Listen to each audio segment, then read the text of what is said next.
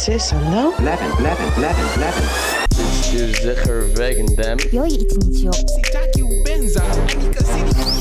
Two outlaws on the lam, taking the back roads through America. You can't drink enough coffee for this show.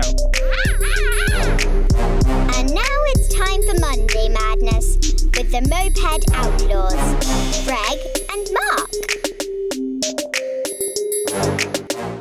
Wow, that was fun. That was really fun. And I really appreciate humorous Ben Alper, our guest, who is a very consciously stated introvert, spending over an hour with us. Well, yeah, and considering he's an introvert, he really shared a lot with us, and it was really entertaining. And his jokes are pretty good. And we highly recommend that you listen to the whole episode because they are getting better and better. And there's something that happens at the end that's just one of the best parts of being one of the Moped Outlaws up to date. We're in our 4th season, and so that says a lot. But there was really something super cool that happened towards the end of the show, and we don't want you to miss that. Please go ahead and subscribe if you're not subscribing, like, share. Of course, donate to the Compton Cowboys or to Blast if you have the inclination. You can find both Blast. of those. Yeah, both of them. Support them both. Support them both, or one or the other, whatever you can do.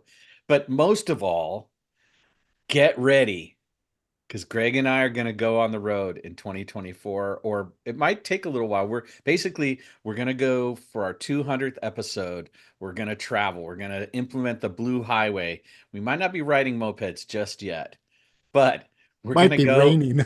We're going to go Blue Highway soon. And thank you so much for listening, and reach out to us if you have any suggestions for guests, any criticism, and lots of love, you guys. See you soon. Where's that button? Hello, and welcome to another episode of the Moped Outlaws. Today, yes, cue the applause. Today, our guest is Ben Alper, or Ben to us. Ben. Yeah, thank you, Ben. Ben is a comedy writer, and we're going to find out all the different things he's done and what he's up to, and generally try not to make ourselves look unintelligent. It's good to have you. It's great to be here. Thank you.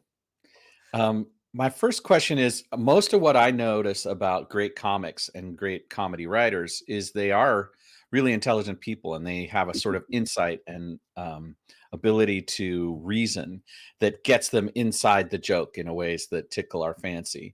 And your latest book is about, the premise is basically live from the beginning of time, late night comedy monologues through the ages, which goes through history as if it was a comedy monologue. And you did some work for various late night hosts, didn't you?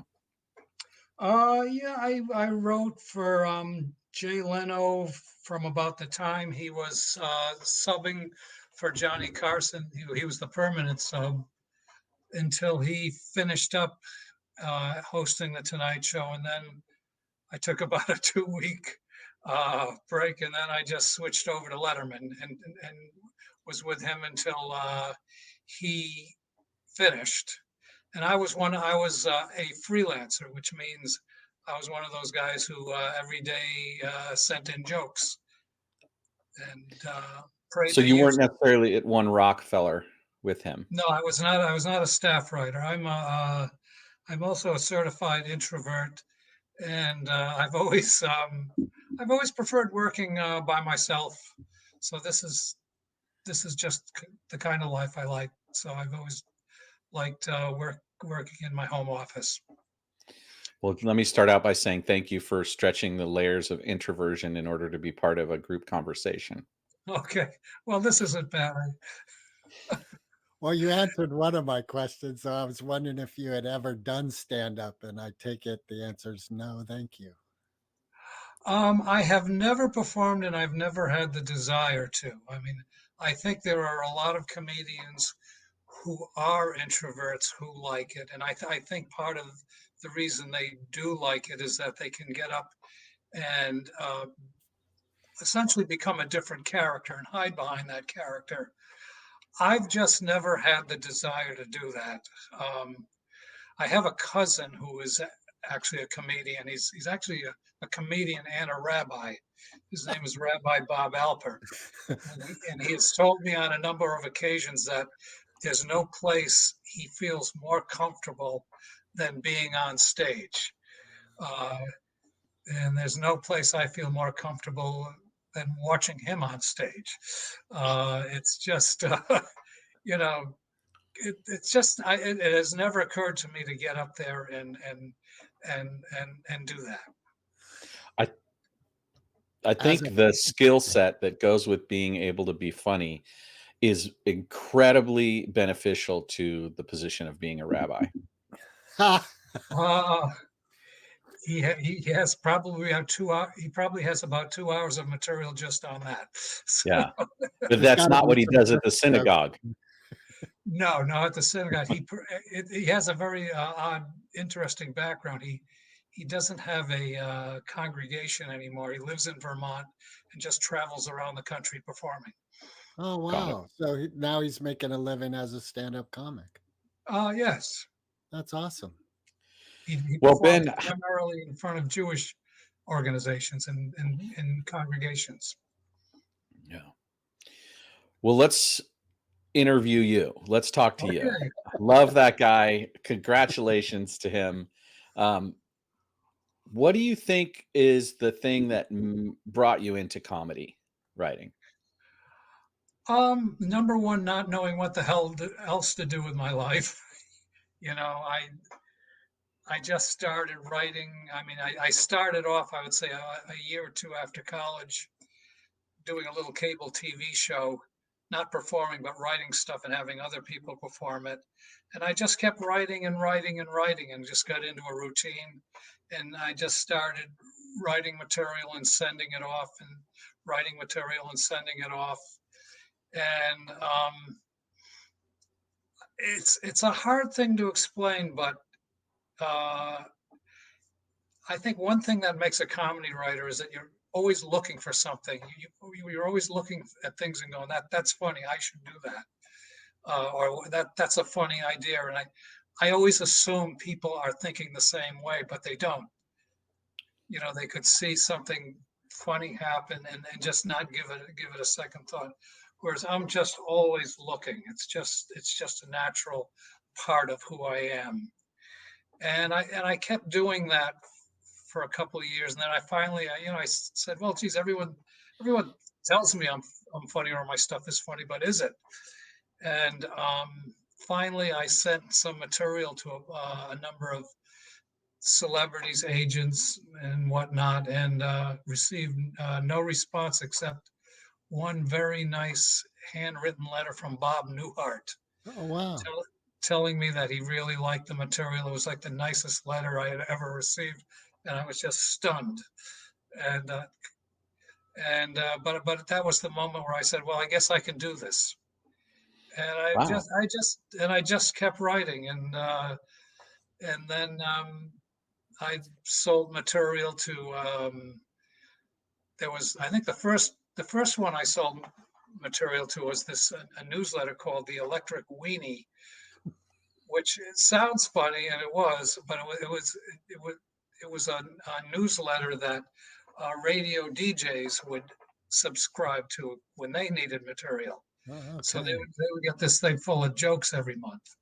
So I sold material to that, and then I sold material to another newsletter called Bob Orban's Current Comedy, which is really the most famous one because he was a very well-known guy. And then I started selling to Joan Rivers, and that was interesting too because it's right off the bat, if you know what a Joan Rivers sounds like, it was kind of an easy thing to write for. And then I eventually contacted and got a hold of Jay Leno and started doing that. And in the meantime, I've written for comedians and um, their private organizations and people, politicians and stuff like that for roasts. Um, I've written for I haven't done this in a while, but I used to write op-eds, humorous op-eds for the newspapers, and things like that. And I've just kept writing. And then at about the time I finished with Leno, I said, well, maybe I ought to write something about myself. And I said, what am I? I said, well, I know I'm an introvert. So I wrote um, a book about being an introvert. And then Yeah, it's called "Thank You for Not Talking." Is the title thank of you that for book. not talking. Yeah. Thank you for remembering. I didn't, and so that's the closest thing I think I've ever written about myself. Although it's not really, I don't say, this happened to me or that happened to me, but It's not a it's biography, in other words. it's got me in it. So, and then this last book, Live from the Beginning of Time, was just something that came to me. It was I was on vacation and I was taking a walk, and walking's where I get most of my ideas. And Got it. it just came to me, what if there had been comedy monologues since the beginning of time? What would they be like? And Got it. I still continue because I'm a news freak and I'm really interested in politics. So I have two subscription based newsletters. Each one comes out once a week. One is for local news called Bay State Bombast for Massachusetts, and the other one's called News and Jokes. And people subscribe to it, and I send them 10 jokes a week for each one. Wow. We will put a link to benetalper.com for those of you who are hearing this. And if you'd like to, you can go to the website and sign up to be on the newsletter list. What about, I noticed that in the book about, monologues from the dawn of time, that there was nothing in there about the JFK assassination. Why wasn't there anything in there about that? Well, number one, if you ask me what's funny about that, I can't think of anything. I'm kidding. Of course. Okay. I'm kidding. I That was don't my know. attempt at being funny, just so you know. That's how that Okay. goes. Well, I suppose the Donner Party one is just as grim. But far I enough missed that. removed where we can look back and laugh. Yeah, Although there has to be time. I mean, there's a comeback line you always hear on these shows. For example, when the host will do a joke about the Abraham Lincoln assassination, and the audience kind of groans, the host will always say, "Oh, too soon," So Well, That's a one good of one. the things I've noticed in your humor, because I guess now it's called the X feed, formerly Twitter feed, yeah. and saw some of your stuff there. I love the one about the escaped kangaroo, and it's as confused as you are. Oh, thank you. You're welcome. Have you submitted anything to the Daily Show? I don't think they use freelancers anymore. That's what I But was to wondering. be honest with you, it's a real grind. To do this, it's not something where you can go, well, today I found a joke, I'll send it in.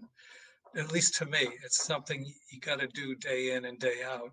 And my routine basically is, because I'm a news junkie, I'm always looking at the news and I'm always copying stories into a file.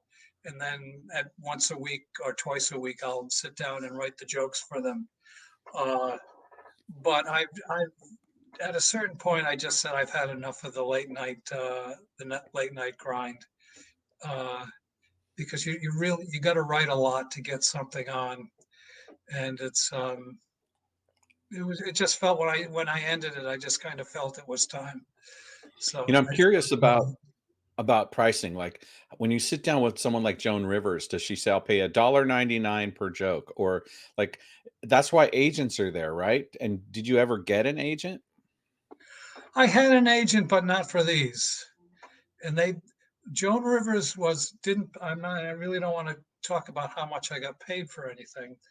But what made her Understood. unique was She didn't pay as much as the others, but unlike a lot of comedians, if she would buy something even if she wasn't going to use it.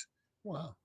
Well, I won't say she wasn't going to. She would buy and say, well, "I think maybe in the future I'll use this." Whereas if you're writing, well, when I was writing for other comedians, you'd say, "Here's a list of stuff," and they would say, "Well, I'll take this, this, and that," and they wouldn't buy them unless they were absolutely sure they were going to use them. So, So without getting into pricing, on the Jay Leno show as a freelancer, if you used the joke, there was a fee. Did you get submission fees as well? you got fees for every joke they used. Okay. Got it. Wow. That is a grind. Like, but you have created a career, a living. You sustained your life with comedy. I've done a few other things. I mean, other kinds of writing. I've done technical writing, but this is how my mind works. This is it's the best way to explain it. If I had to write a technical manual, I could do it, but it's not how my mind works, and it's tough. Whereas, the first time I realized this was many years ago. I watched it was some sort of a quiz show on TV, and one of the celebrities on it was Robert Klein, the comedian. Yep. Mhm. Yep. And I remember they were asking questions, and these were serious questions. But I remember watching him, and every time they asked him a question, I could see in his mind he was trying to think of a funny way of answering it. And I remember thinking at the time, that's how I think. So that's that. I kn- It's yeah. just the way I think. I noticed that element of thought is important to comedy. As I was reading your book last night, and when I first started, it was like academic to me. I'm reading bullet points, one liner, one. And I was like, okay. But then all of a sudden I thought, wait a minute, it's meant for late night television. And I started reading them in the voice of Johnny Carson. And all of a sudden there was this warmth and joy and Oh, humor. it's good to hear. It is interesting that depending on what generation people are, they will tell me. I was thinking when I was reading this, I had Johnny Carson in my head. When I was reading this, I had Jay Leno in my head. When I was reading this, I had Stephen Colbert. Uh, also the challenge of these is these are not written the way. If I were to write these jokes for a comedian, I'd write them differently. But they're written to be read. So I had to just they're just a little bit different. But it is interesting, the psychology of humor, that Yeah. it seems like there's a personal choice involved in accepting something as funny or choosing that humorous voice. Well, when I wrote these, and this is how I wrote for late night show hosts, is I just imagine them on a stage. I imagine when I'm writing for something for Leno that I'm Leno, and I'm thinking this is how this guy talks. So when I wrote these things, I just imagined somebody on a stage, which is tough when you're writing about. I think the very first one is about how the first man walks on two legs. So I, you know, the, so here's a comedy show where most of the people in the audience are walking on four legs, but I just still imagine that here's a show, and then there's a guy up there telling jokes, and I went from there. So I mean, I think in order for the um, the reader to understand it, they have to make some connection to this. So I mean, it has to sound a little bit like a current day And talk show. it gave me an appreciation for what these late night hosts do, because I pictured Johnny telling, like, I went to the Kama Sutra one, me being who I am, Yeah.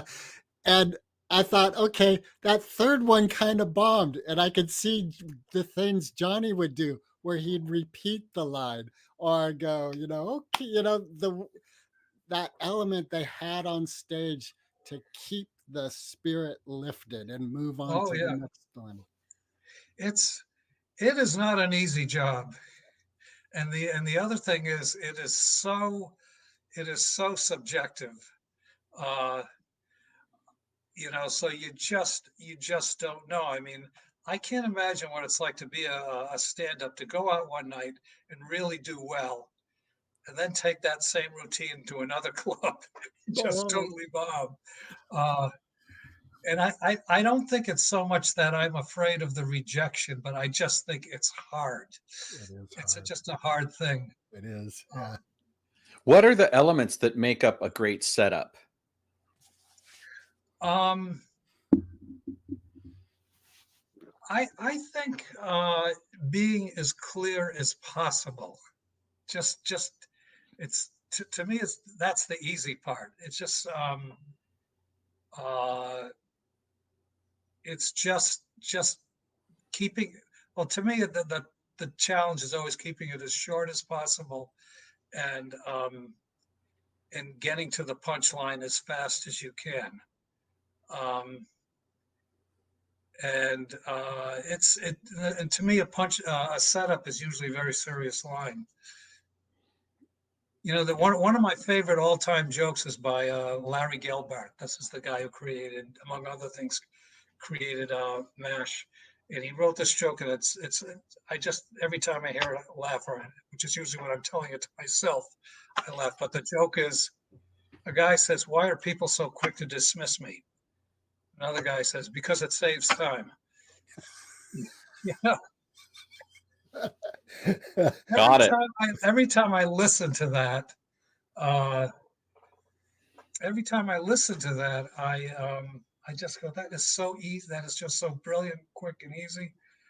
Um, but I can give you an idea of something I did this week which was a little harder to do, and it probably went longer than I wanted. And this has something to do with Massachusetts. Okay. I wrote a half a dozen women marched. This is true. A half a dozen women marched topless through Boston Common, protesting equality for women to be able to go topless in public, which is kind of a long setup. And I didn't quite know where to go with it, but I ended up with a quote. "Well, we're behind them 100%," said the leader of Plumbers Butt Cracks Internet. Said the leader of Plumbers Butt Cracks United. So, uh, so the key to me for a setup line is just to get there as fast as I can, uh, which is also why I like doing in the book. Most of these are monologues, but there are also, I don't call them this in the book because this is just a late night comedy term, but they're in the business, they're called desk pieces, these very short pieces where, after the host sits down, uh, he does something, he tells something while he's sitting at the desk. So I have those in the book. So for example, uh, I had like 5 comments overheard inside the Trojan horse. One of them is, "It's not a birthday party. Don't yell surprise." Yeah. Or Henry VIII's tips for a great marriage. Get to know your wife before beheading her. Stuff like that. So Yeah, it's quick those, and dirty and right those, to the point. yeah, Yeah. Like you'd hope a beheading would be. Or a brisk. Another one I liked was a rejected title for the book Moby Dick. I had Moby not. So I like that. All right. All right. so it's and I guess my strategy is in writing these is still the same, and as in the other things. If I give you 10 things to read, I'm hoping you'll like most of them. I'm not thinking every single one you're gonna go, "That's the funniest thing I ever read." So you're willing to take risks and put stuff out there and then let people decide whether they find it funny or not. Yeah, and also when you write your own book, you write what you think is funny.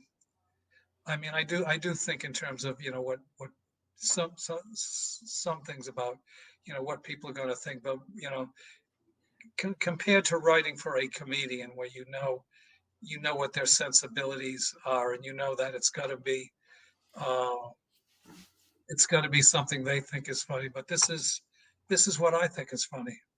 Yeah. Yeah. So in your career, you were never necessarily part of a writer's room. Did you get requests for topics, like for topical things like election cycles, things like that, where you would get, the host would send you like, I'm looking for stuff like this? Um, Not really. I mean, I've done roast jokes, so if it was a politician, there'd be some political stuff in there. I did do a thing where for 1 year, this was for the Boston Herald. Every week they had four pundits weigh in on an issue of the week, and this was during the year when there was going to be a governor's race. So I was one of the pundits for some reason, and so I would you'd have about 3 or 4 sentences. There'd be a question like, "What do you think of?" They would just list a topic. So I would write something about whatever the issue was, but I would also be thinking uh, how my stuff would set up compared to the three other people who were kind of serious, but I knew their sensibilities, so I tried to do something that would kind of play off them. Did you Uh, ever consider taking the New Yorker magazine's unlabeled comic that they do every week and then submitting comedy lines for that? Have you ever attempted that? They have this comic that they have no caption for, and they have the readership. every once in a while, no, my wife really loves the New Yorker, and she would say, I would just throw something out, and she'd say, I'll submit that. But that's another one where I think that I think even if you have what you think is the best one, or even if somehow it was in fact the best one, it doesn't mean it's going to win. So it's a lot of work to keep doing that every week. Did you find that there was an element of knowing the audience? Like if you're writing for Joan Rivers, you're making choices that are different than if you're writing for Leno. Oh yes, I mean I know that it, when people go to or went to see Joan Rivers, what they were expecting. That And acerbic humor, uh, self-effacing. well, I do have. Let's see, I've got some Joan Rivers I've done. While you're looking that up, I'm wondering with Joan, like at the end of her life, she got into a lot about what it was to be old and how her sexuality and her body and changed and the challenges of being old. Did you ever write anything in that realm? I don't think it was. I don't think. I don't think I've written anything about. I don't remember hearing her. Yeah, I guess so. I mean, she'll talk about not being pretty, or um, I remember one joke I wrote for her that she bought, and she said I was playing in a club and I saw my name written on a restroom wall. It said, "For a good night's sleep, call Joan." That kind of thing. That's a good one. Were you going to Or share something else you wrote for her that you have in front of you? yeah, like over the years, he's learned to communicate with the dead. He calls it making love to his wife. Uh, That sounds, you yeah. know, um, I went to SeaWorld. Everyone was so rude. Even the dolphin, even a dolphin gave me the flipper. That's you. If you've heard enough of her, you just know the kind of joke she likes. Yeah. Yeah. And so it's just I think that's the hardest thing about learning to do this, is just learning how to give people what they want and listening to them. I mean, I have to say in the beginning, I wrote stuff for people, and I look back and I go, geez, why did I write that? That wasn't even anything like what that guy did. So it just took me a while to get the hang for that. Were you ever part of the top 10 lists on Letterman? And did he get you the whole list, or did you have to, was it like piecemeal? I never did a top 10 list. I probably should have, but it just never occurred to me to do that. I would just send stuff in. Every day I'd send them in 10 jokes. Looking back, I probably should have, but that would have been a hard one for a freelancer to get on. Or I suppose they probably could have taken it and said, we'll keep 6 of them and add 3 more. My book actually is kind of based in terms of format on that. I remember looking at it thinking, this is kind of like what he did. That's part of why I asked, because it felt like that. And I was like, oh, he must have. Yeah, that's when I started that. I remember looking at that book, looking at the book, at least online, and going, yeah, this is kind of a good format.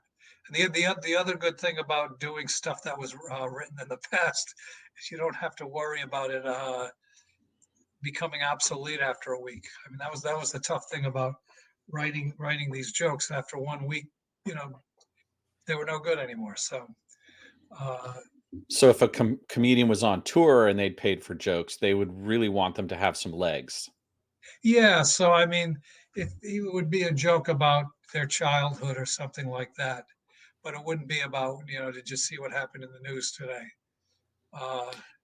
Why do you think roasts work so well? Like, it seems antithetical to me as a human being that roasts would work. Why do you think they work?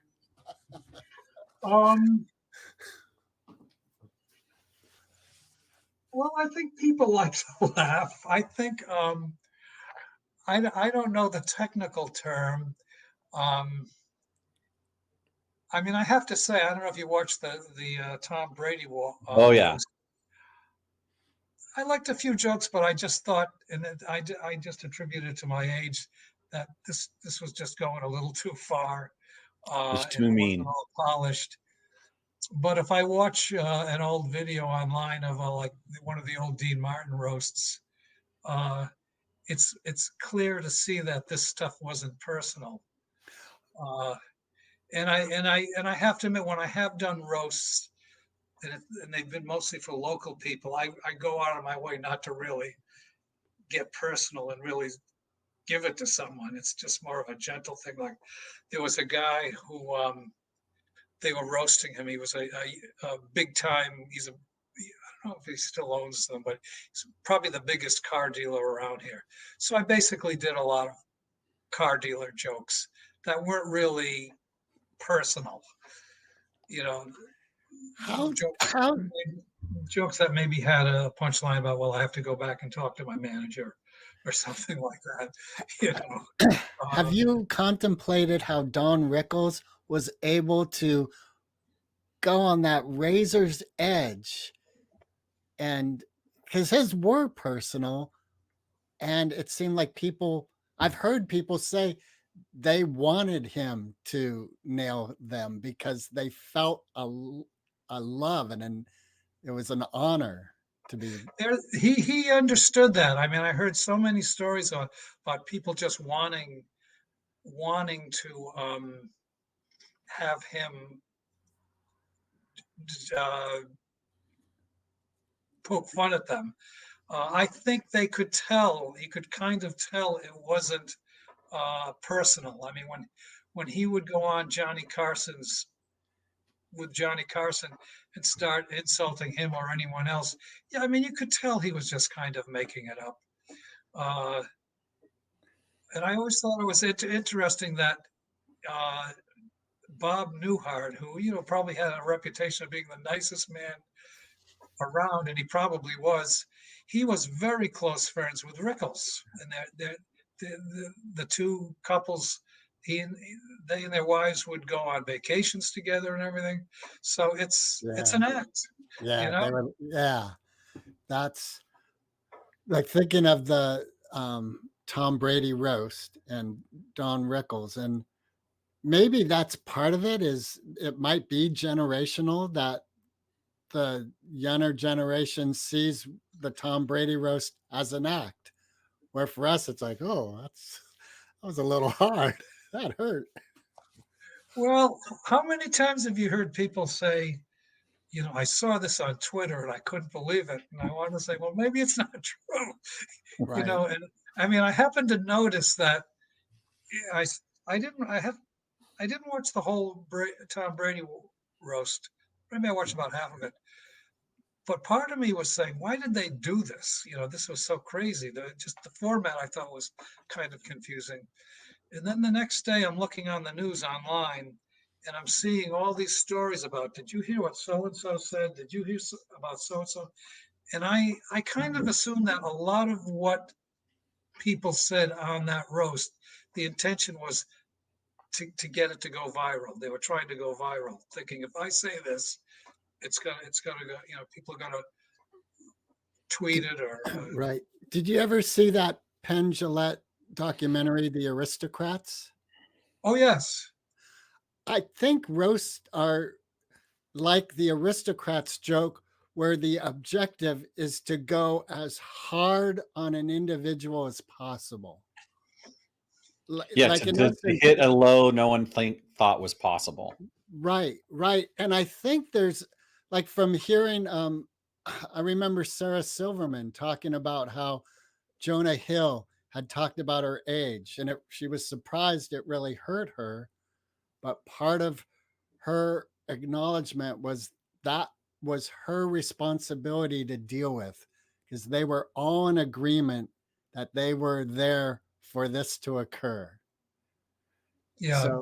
So instead of blaming Jonah Hill or thinking he's the bad guy, it's like, oh, there's something in my psychology for me to look at and deal with. Whereas maybe this is why I'm not a comedian, because I would just sit there going, why did you say that about me? Don't be mean. Ouch. As my good friend Mark would say, ouchie. Yeah, I think Greg. I'm trying to remember. I think this was a political gathering. I heard somebody say something, and I just couldn't believe this woman said it. I just can't remember where it was, but then she kind of smiled, and I thought, my God, she was asking for this. She just wanted this attention. People like the attention. Maybe that's part of it. I think sort of people, like that child within us, like getting attention by pulling on the ponytail, or that mischievous attention. It's our immaturity. That's what creates roast. Yeah, probably. Yeah, I mean, I can think of another one where this guy he's a local news announcer on a PBS station area. He hired me because he was attending a roast of these two guys who were other local personalities, and I based it on all the not too flattering things people said about him. I tried to ease up on it, but I could easily see these guys just going, "Oh my God, we got people are talking about us. This is so nice." All right. Okay. I'm just so tempted to try to give you a kind of a setup and see what you'll do with it. Sure. Because I've got one of my own going in my head, but it's basically, we're looking at an election cycle here where there's the possibility of there being a first man in the White House for the first time. And I think people are a little concerned that he's going to redecorate the White House and it's going to be one big man cave. Dude. Well, that's a good joke. You walk in and there's leopard wallpaper and black leather couches. Well, I'll tell you, it can't be any less flattering than Melania's Christmas decorations. Oh, I just felt so bad for her. because I know that was her thing. Like she was like that. She thought it was brilliant, or she thought it was No, beautiful. I saw there was that thing that got released on the phone that her friend released where she was like, I hate this. I don't want to do this. What the hell? Like, why does the first wife have to do this Christmas Well, that's when BS? you hire a designer. You say, Yeah. I need you to come up with some concepts for what the house should be like. Yeah. Um, Ben, what's in your man cave?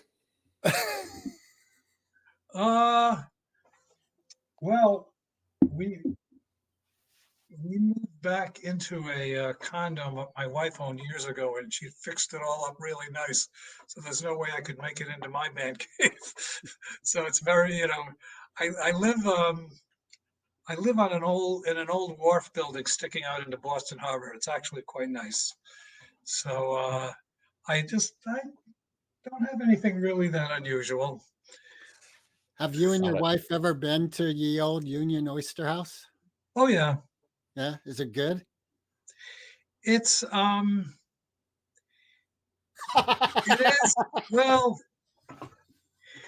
It's kind of more of a tourist thing now. I mean, if you want really, really great seafood, I guess people would say go somewhere else. But I liked it. I liked the chowder. Um, Well, with my wife, 1826, there's been stuff in the walk-in that's probably kind of old by now. yeah, my my wife, who is, I always say, is the real writer of the family. She's a former reporter, an entertainment reporter. Oh, wow. Belongs to what's called the Charles Dickens Fellowship, I think it's called. Mm. And they meet, or they used to meet. I guess they'll meet now since the pandemic's over. There every couple of months to discuss Charles Dickens. So it's a nice place. I like it when it's a cold winter night to go in. Do you share a fondness with your wife for Charles Dickens' writing? Um, I said to her last year. I said to her last year. I'm going to try getting through one of these books, but I mean, they'll. So I tried to read David Copperfield, and I just couldn't. And I think if it was shorter, I would do it. Funnier, if it was funnier. However, in my own defense, in terms of in my own defense, I'm now reading The Power Broker by Robert Caro, which is 1,100 pages long, and I'm almost near the end. So I mean that it's not Dickens in the sense that he writes like Dickens, but it's Dickens in terms of page number. So What drew you to that book? I like current events, and I've just I think at some point I saw a documentary on him, but I find it fascinating. It's a really, if you like, if urban planning is your thing, uh, it's just fascinating. It's the most detailed. It's everything they said it is. It's just an amazing thing. And now, whenever I read anything about New York, my point of reference is this book and how things are built and why things are built. I just read a story in the New York Times that the mayor wants to set aside city buildings for housing, and this is directly related to things that had to do with Robert Moses. So it's just I'm I guess it's the same. It's has the same. It's for the same reason I'm interested in politics. I don't think politics. I don't think it's for the humor that I like it. It's just I just find it interesting. How do you feel about America's trajectory right now, considering all the things that are going on? I mean, what's your diagnosis, and what brings you hope, and what brings you a little concern about where we are as a country right now? I never had big expectations, but I'm hopeful in terms of this current election cycle. I'm very hopeful. I have to admit, like a lot of people, I was just worn out. and this is the first podcast I'll say this on that I write a lot of Trump jokes, and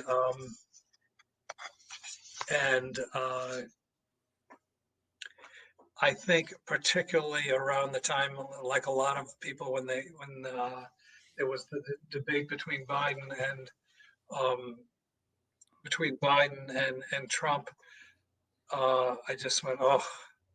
But the second Kamala. Biden stepped aside and Kamala became the candidate, I just felt like, oh, I can breathe, and I am very hopeful now. I'm probably more hopeful than most people I know that are just still worried. I'm the one who's always has been the one who has to talk people off ledges, like, don't worry, something, America is resilient, yada, yeah. yada, yada. Yeah, I mean, I remember both times when Obama ran, there was people who would always say, I know something's going to happen right before that election. There's going to be some surprise. And I said, no. I said, he runs a great campaign and he's got a good organization. And that's how I feel about Kamala. Got it. And I hope you're right. I'll just give you one joke I wrote today about that. Oh, yes. How joyful was this convention? There was a 40-yard conga line waiting to get into a ladies' room. So, but no, I don't. There have been times when, and that's the nice thing about the book. There was nothing in there to get me depressed about, but there have been instances like a lot of comedians when 9/11 happened. I just thought, I will never write anything funny again. But eventually time goes by. Over the years, I've just written through everything. Did you feel that way from 2016, January 2017 through January 2020? Yeah, because I think in the beginning, at first I thought this is like Clinton. I mean, I just remember we used to write Clinton jokes day in and day out. But this one has just gone on and on and on. And I just assumed it wouldn't go this long. I just assumed, maybe after 2020, he would just say, oh, I give up. So I'm hoping this next election will finally put a stake in his heart. Yeah, never underestimate the power of a narcissist and his 18-year-old son. Yeah, but I mean, I have to say this. In 2011, my father passed away. He was very old, and my father loved reading my jokes. I would send them to him every day, and he would, and he would call me up because sometimes he'd stay up and listen to the night show, or I would watch it early in the morning from the night before. But he'd call me up and say, "Hey, you got this joke on, you got that joke on." So I mean, he just loved my jokes, and it was just something, it was something I could share with him. And at the very end of his life, I just remember the last day he was alive. I went into the nursing home, and it was a Saturday, and I brought in the jokes from the night before, and he's lying in bed, and he wasn't conscious, but I had no idea whether he could hear me or not. But I just started talking to him, and then I just started reading the jokes and fighting back the tears. And and I said, he did these two jokes last night. These are the ones he performed, and he died that night. And I remember the following Monday, I said, I said, how can I write jokes? But then I just said, I got to write for him. And I wrote through it. I got a few more jokes on that night. And, I never spoke with Leno that much, but I remember the one time I had a long conversation with him, and somehow he found out my father died, and he called me up just to say to offer his condolences. But after that, I've written through everything, uh, and I can't explain why that is. I just, but I mean, I guess after doing that with my father, I just said I can write through anything. Yeah. Uh, it was. It's so important for us to be able to have some levity. It's a certain kind of medicine that we need as a culture. Oh yeah, it's you just it's like breathing.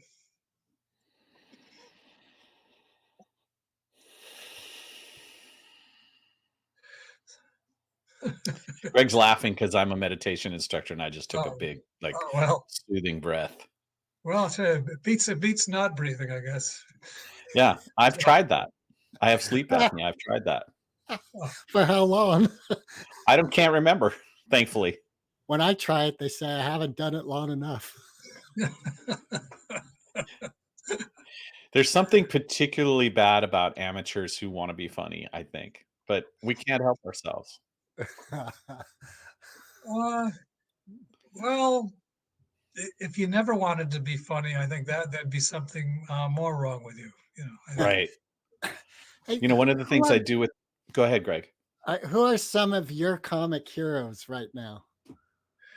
Um, They don't have to be alive right now. I'm just saying, like in your life as you are now, some of your comedic heroes.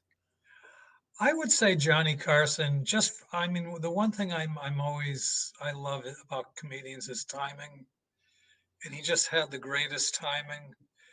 And somebody asked me this the other day, and I wrote down who my favorite comedians were, and I think Mary Tyler Moore was a good one because I just loved her timing and the way she would react to people.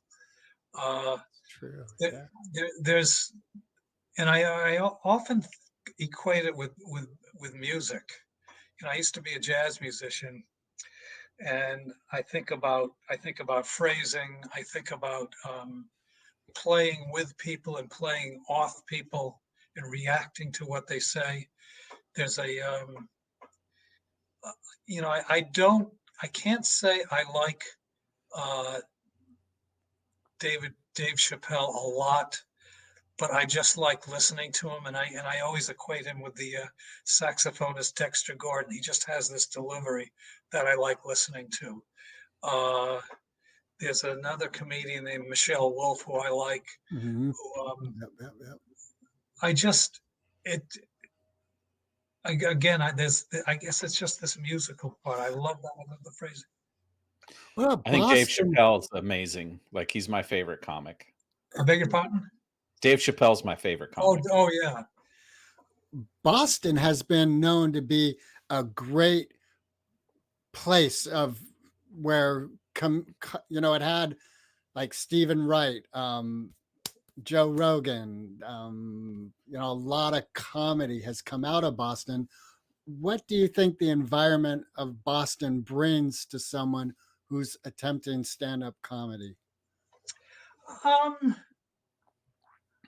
I think it had to do with a mindset here, and I have to say I have always enjoyed listening to comedians here more than in LA, because when I lived in LA, I always said someone was working on a routine to get onto like Merv Griffin or a TV show, whereas there it has more of an edge.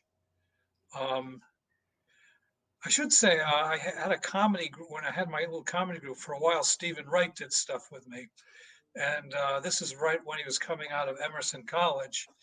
And I have to say, and I watched him early on in clubs here, and the only difference was he would play a guitar as he talked, and I thought this guy's funny, but he's just so weird.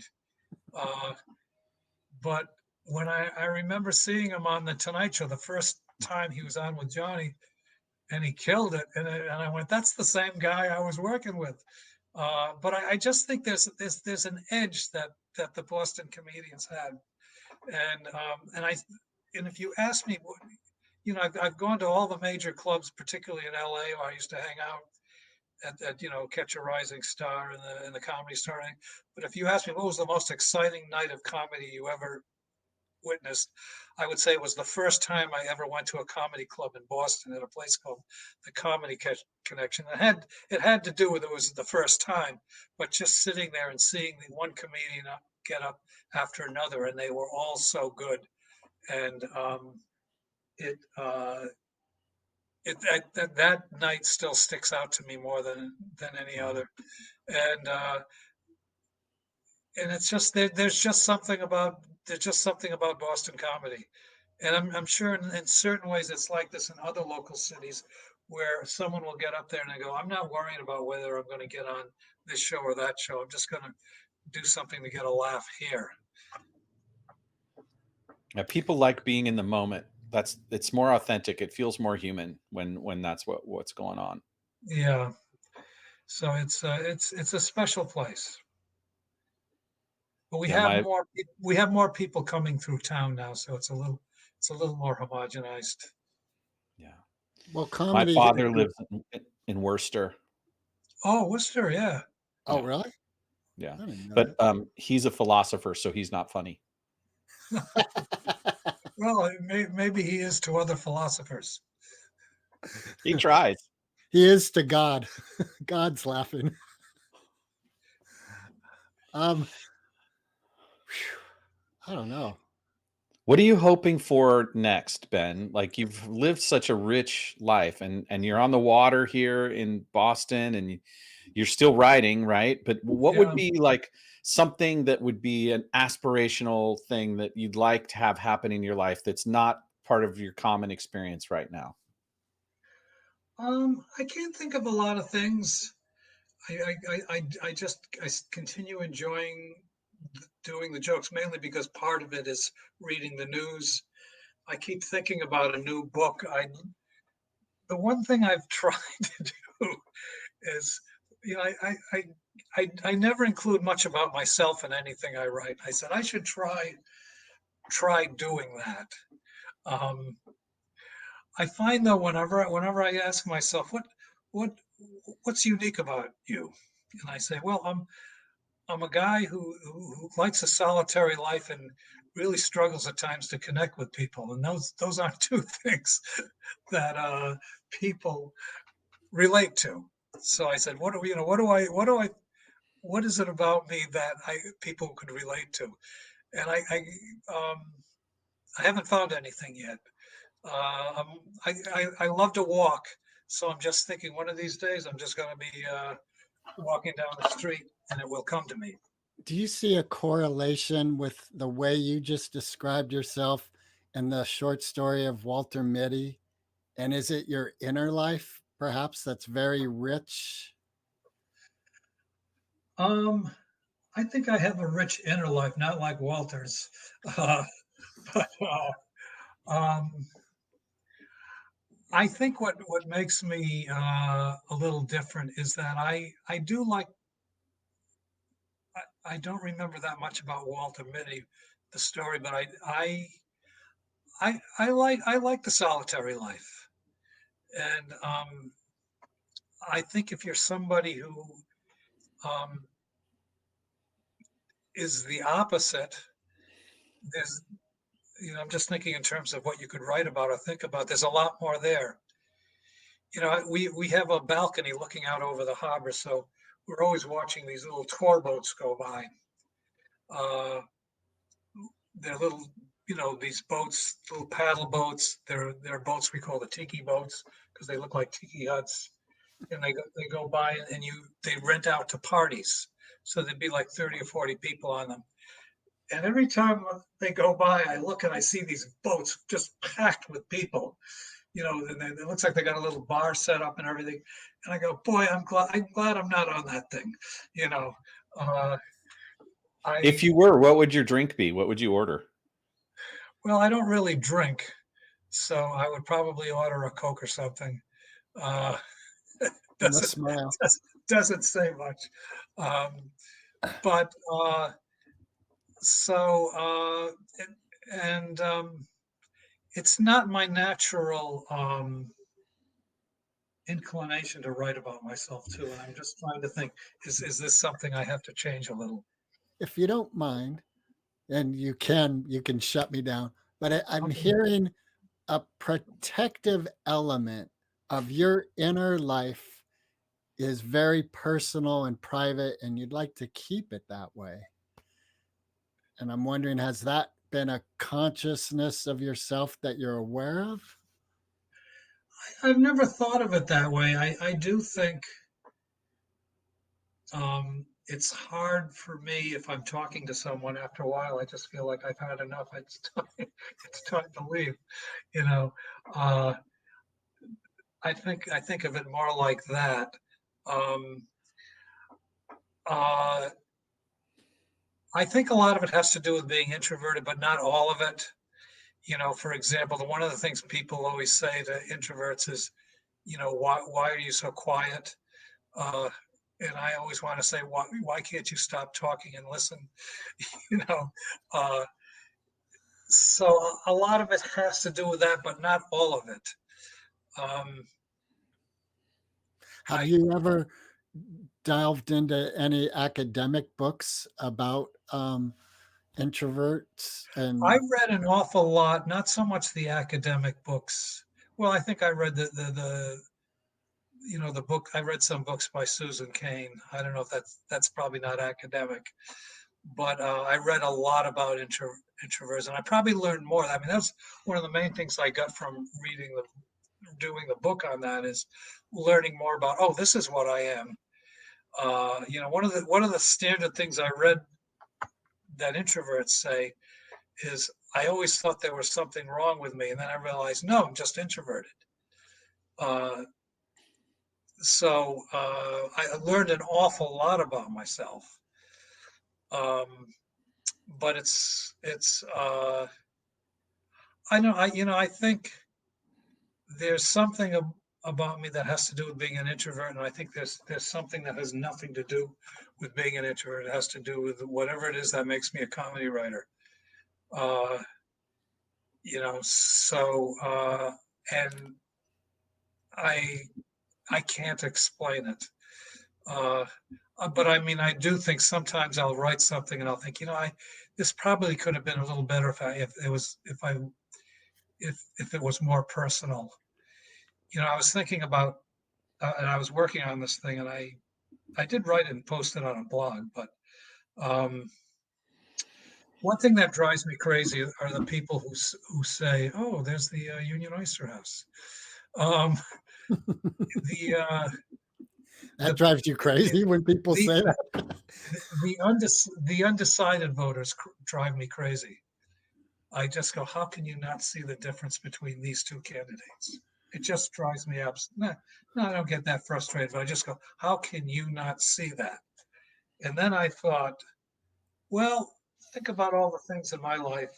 I think about all the things in my life that I couldn't make a decision about, what I wanted to do with my life.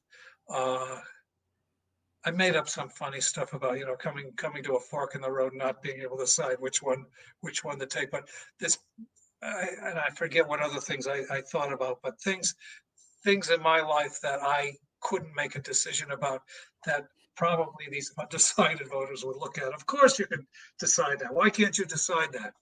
So I'm just a tad bit more understanding now about undecided voters. Not that much, but I, but I thought that's where I saw the joke in that, and I thought, well, this would work better if I approached it that way, by comparing myself to these people, and then saying, well, I guess I'm no different than they are.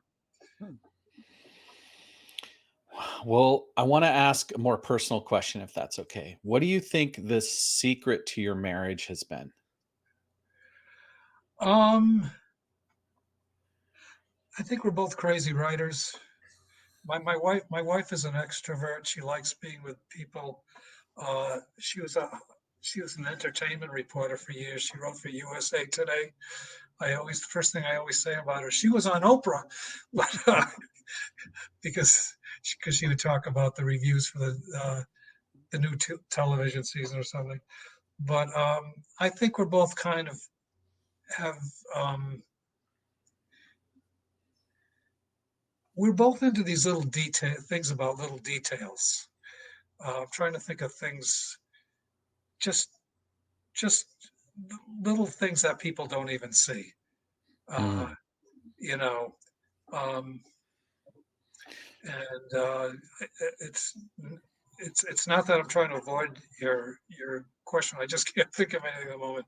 But just Right, because it's intuitive. It's not something that you think about necessarily. It just is what it is, and you just are yourself with her. yeah, it's the little minutiae. So I mean, in some ways we're very different, but I can't imagine there being another person on the face of the planet like me. That's just the way I look at it. Um, I think we're both,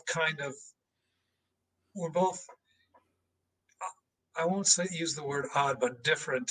We're both kind of different kinds of people in different ways. Mm. Uh, so it does, I think we really have to work hard to see what's going on in each other's heads. So, do you think there was a learning process of allowing the other to be who they are? Yes, I think if you've never lived with anybody, I mean, we met when we were about we were about in our early 50s, got married when we were about 60. So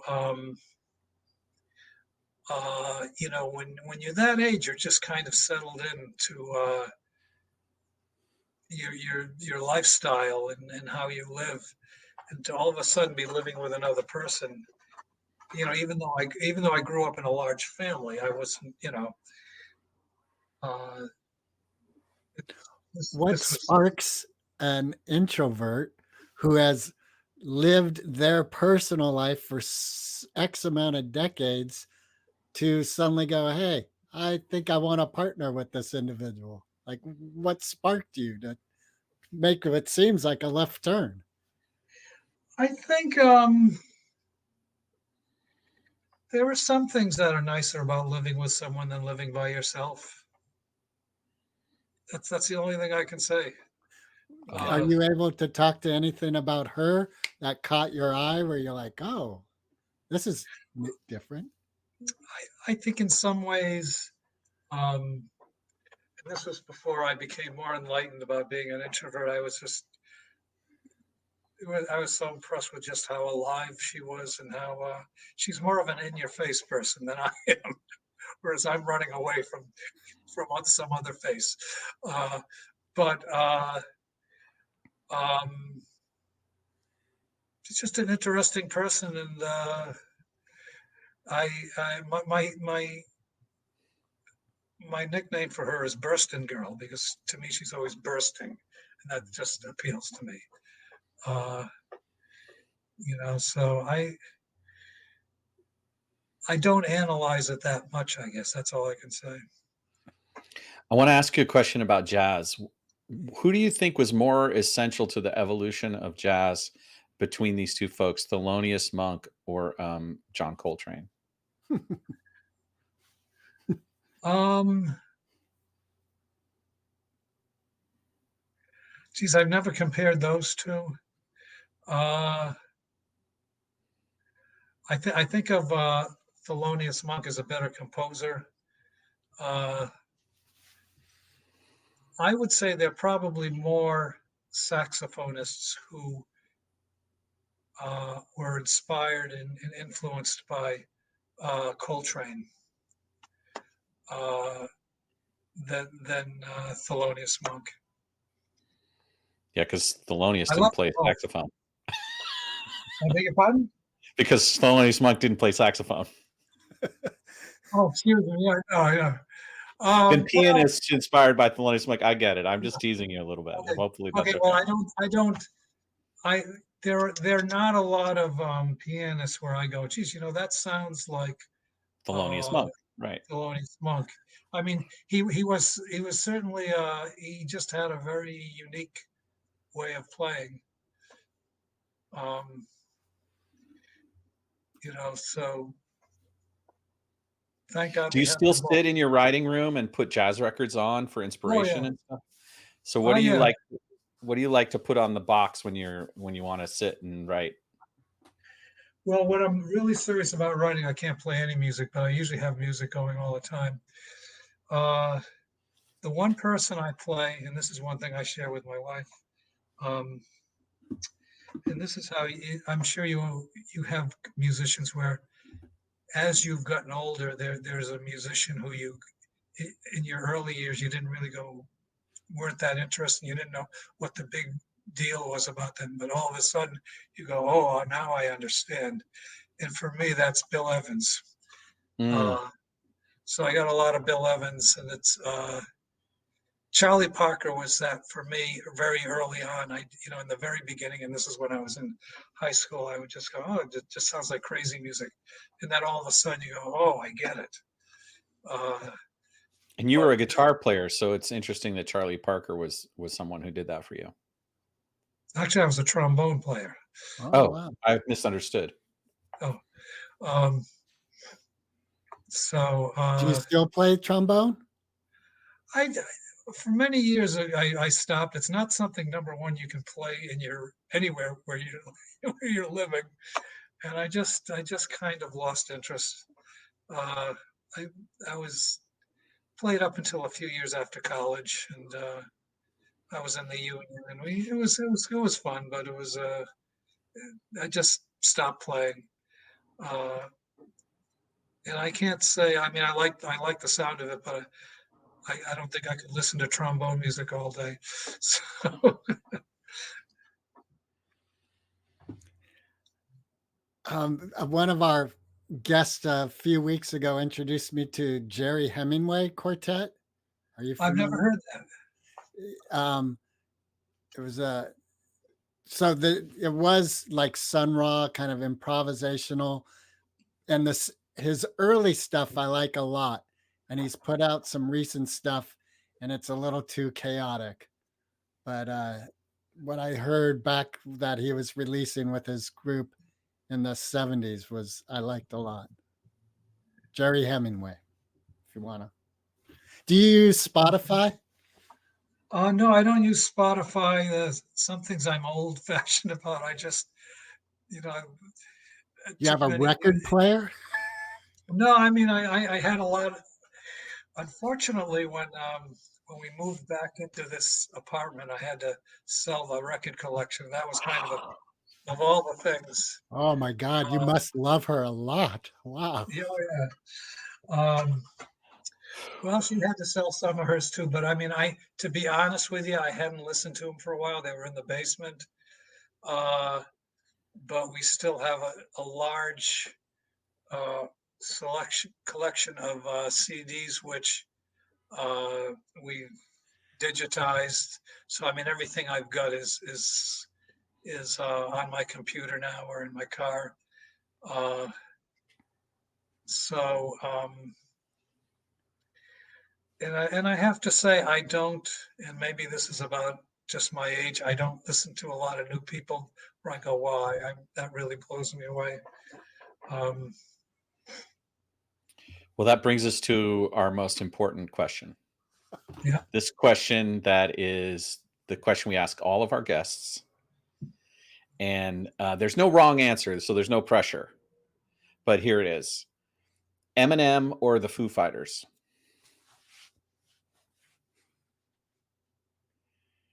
And we lost him. That is the funniest conclusion we have ever had to any episode ever. Apparently, Ben's internet connection died right before I asked him that question. No, yeah, that is. I think we're done. All right. Well, Ben, if you listen to this far into the show, it was great having you. And if you can hear us now, wow, it was so much insight. So grateful for all the things you did for late night television and to lift everyone's spirits, and blessings to you and your wife and family. Recording stopped.